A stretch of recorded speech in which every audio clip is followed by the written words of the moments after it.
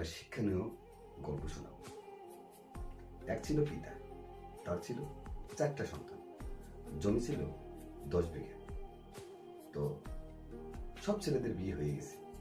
তখন ছেলেরা বায়না ধরলো, বাবা এই জমি মালিক তো আমরা, তো আমাদেরকে জমি না দিলে আমরা কি করে খাবো? তখন বাবা বললো, হ্যাঁ তা তো ঠিক, আচ্ছা চলো তোমাদেরকে জমি দিই। তখন বাবা সবাইকে 2 বিঘা করে জমি দিল। থাকে 2 বিঘা জমি। তখন সব ছেলেদের ডেকে বলছে, বাবা এই যে 2 বিঘা জমি আছে, সেই 2 বিঘা জমি তোমার মায়ের নামে। আর তোমার মা যার ওখানে থাকবে শেষ পর্যন্ত তোমার মা ওখানেই খাবে, এই জন্য 2 বিঘা জমি রাখছি। তো কিছুদিন পর বাবা মারা যায়। ঠিক যখন বাবা মারা যায় তখন ছেলেরা বলল যে আমার মা যদি আমার কাছে খায় আমি পাবো 2 বিঘা জমি। এই নিয়ে ভাইদের মধ্যে একটা গন্ডগোল সৃষ্টি হয়।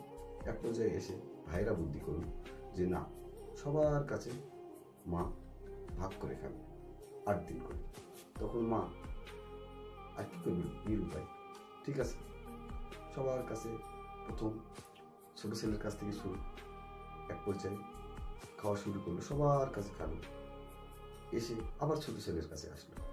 তখন সব ভাই বসে আবার সিদ্ধান্ত নিল যে মায়ের কাছে জমি থাকে তাহলে তো আমরা কীভাবে চলব, তো কী করবো, মার কাছ থেকে যেভাবে হোক জমিটা লিখে নিতে হবে। তখন মার কাছে এসে বলছে যে মা আমরা তো 4 ভাই সুন্দর করে আপনাকে খাওয়াচ্ছি, আপনার সব কথা শুনছি, তাহলে আপনি আমাদের কাছেই থাকবেন, তাহলে আমাদেরকে 10 কাঠা করে জমি দিয়ে দেন। মায়ের মন তখন বলছে, মা ঠিক আছে দিয়ে দিলাম। মা সবাইকে 10 কাঠা করে জমি দেয়। তখন ছোট ছেলের কাছেই ছিল, মার কাছে হঠাৎ করেই অসুস্থ হয়ে পড়ে, এমন অসুস্থ হয়ে পড়ে যে চলতে পারে না। তখন ছোট ছেলের দিন শেষ, এখন যাবে 3 নম্বর ছেলের কাছে। যখন 3 নম্বর ছেলের কাছে যাবে তখন 3 নম্বর ছেলে বলছে যে না, মা ছিল সুস্থ, আমি সুস্থ চাই।